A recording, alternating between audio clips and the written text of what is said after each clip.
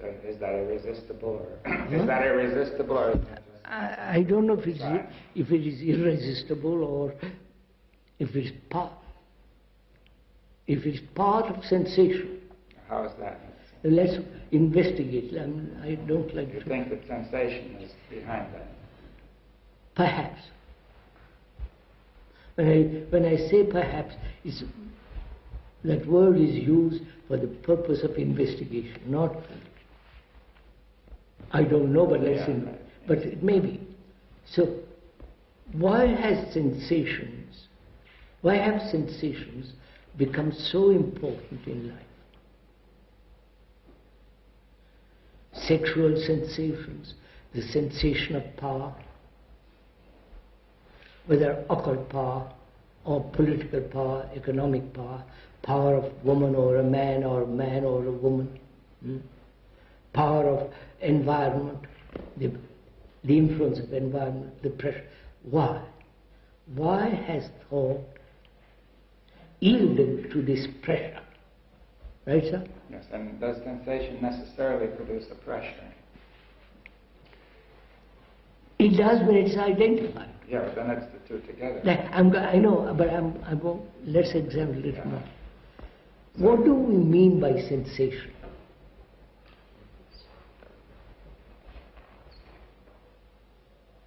Well,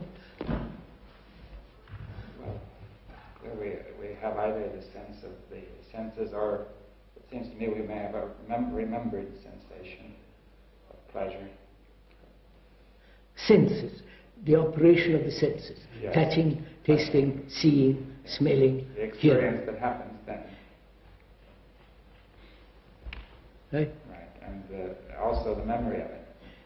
No, the memory is only when there is an identification with it. I agree.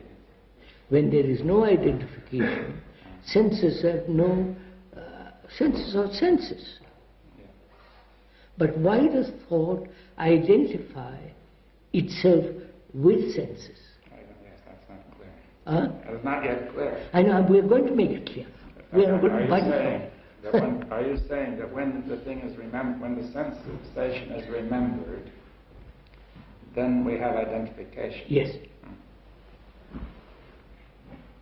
Can we make that more clear? Well, let's make it a little more clear. Let's work at it.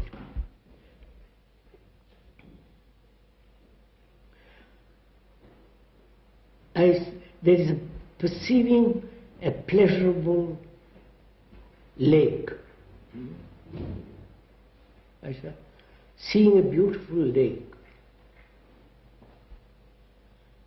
What takes place in that seeing? There is not only optical nerve seeing by the eye, but also the senses are awakened. The smell of the water, the trees on the lake. Could we stop a moment? I mean, when you say seeing, of course, you see through the visual sense. I'm using purely visual sense. Yes. Now, therefore, you already have the visual sense awakened, merely to see. Is that what you mean? Yes.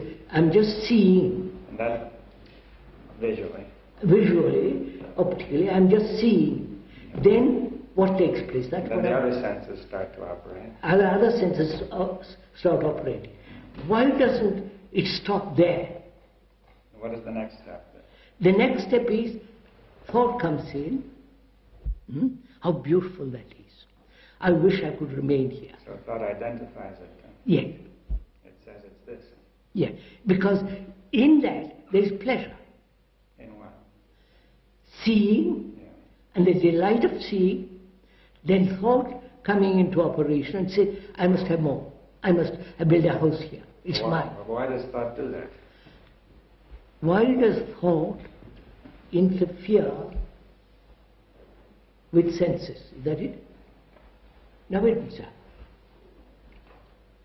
The moment the senses take pleasure, say, how delightful, and stops there, thought doesn't enter. Right? Now, why does thought enter?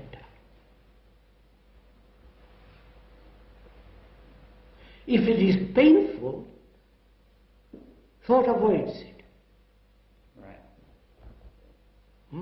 It doesn't identify itself with that. But it identifies against it. It says, I don't want it. Right? No, I mean, leave it alone, Leave move it away alone. from Right, it. yeah. Either deny it or move away from it.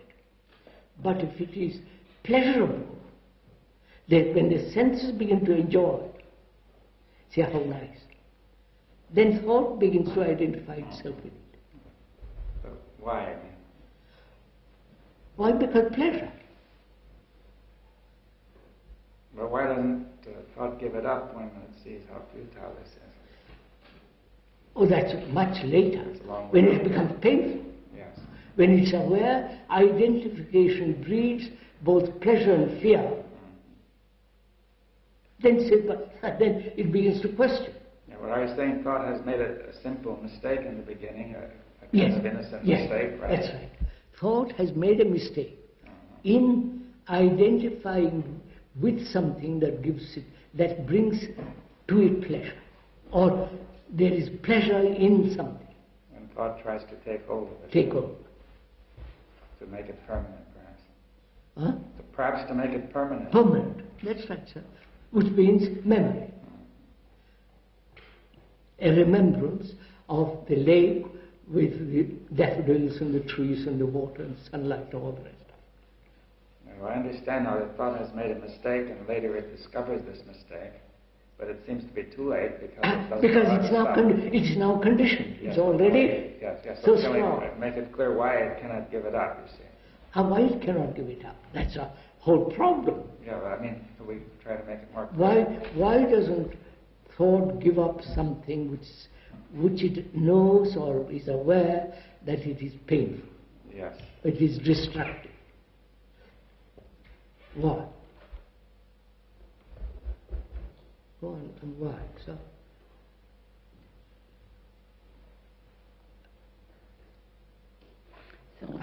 So let's take a simple example. Psychologically, one is hurt. No, well, that's later. No, I'm taking that as an Yeah. example, later example, doesn't matter, later on. One is hurt. Why can't one immediately give up that hurt? Because knowing that hurt